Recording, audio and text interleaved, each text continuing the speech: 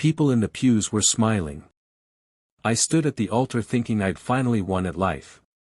Then my sister stood up and said, "Before you say I do, I'm pregnant. And it's hers." Silence. I never thought a single sentence could shatter everything I'd built. But there it was, my wedding, the bright lights, my mom's hand gripping mine, cracking apart in one breath. I'd rehearsed this day for years, the guest list spreadsheets, the arguments over suits, the little sacrifices that made it all possible. Claire smiled up at me, beautiful and steady. Then Agnes, my sister, the one I trusted most, stood like she'd been waiting for this moment. Calm. Cold. Prepared. "I'm pregnant and it's Daniel's." The air vanished. People gasped. My body felt weightless, like gravity gave up on me. Then Shell, my 9-year-old niece, scuffed knees, dinosaur sticker on her tablet, stood up. She held that little screen like a sword. "That's a lie," she said. "I can prove it." Shell's recordings showed Agnes in her bedroom, planning everything with a friend, the timing, the words, even how to make it believable. The clips were grainy but clear. She rehearsed in front of a mirror, bragged about buying pregnancy tests, planting evidence, and how the scandal would destroy my wedding before it began. The room erupted. My mother shouted. My father, the calmest man I know, looked like he didn't recognize his own daughter. Claire stood frozen, tears streaming, staring at me for answers I didn't have to give. I looked back and said the only truth that mattered. None of this is real. I couldn't go through with the wedding.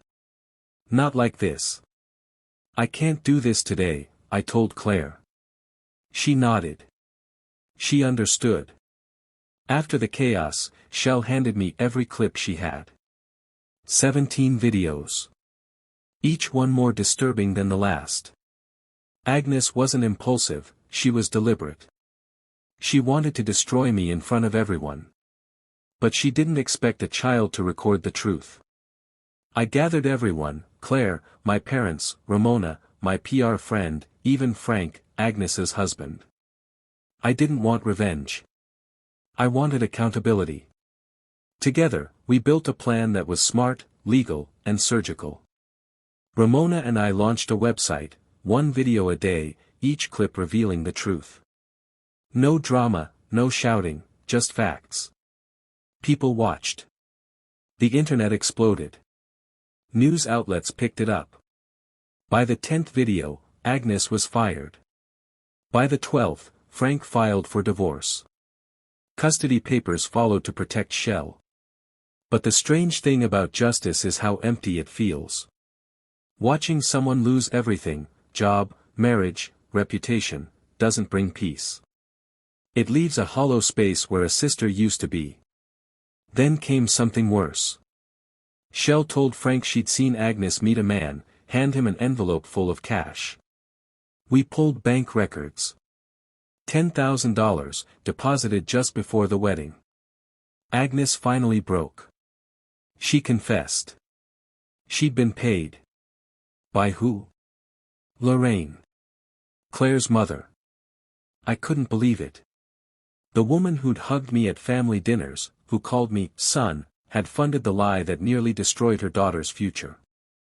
The recordings Agnes gave me told the rest, Lorraine coaching her, paying her, promising 20 grand more if the plan worked.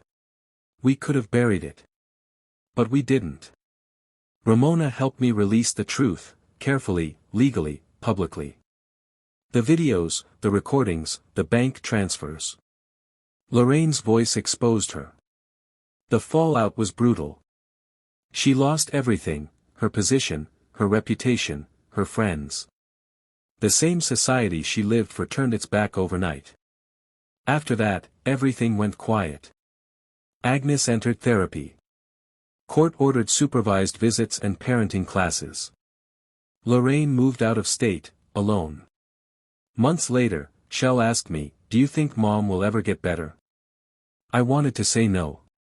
But instead, I said, people can change. If they want to. 6 months later, I officially adopted Shell. Claire and I had a small, private wedding, no live streams, no audience. Just us and the people who mattered. Shell was our flower girl. Now, every morning, I wake up to a house full of laughter, cereal crumbs, and quiet peace. And that's the real victory, not the headlines or the justice, but the life we built after the storm. If someone tries to take your life down in front of the world, don't let them write your story. Write your own. Choose to rebuild. Choose peace. Choose the people who never stopped believing in you.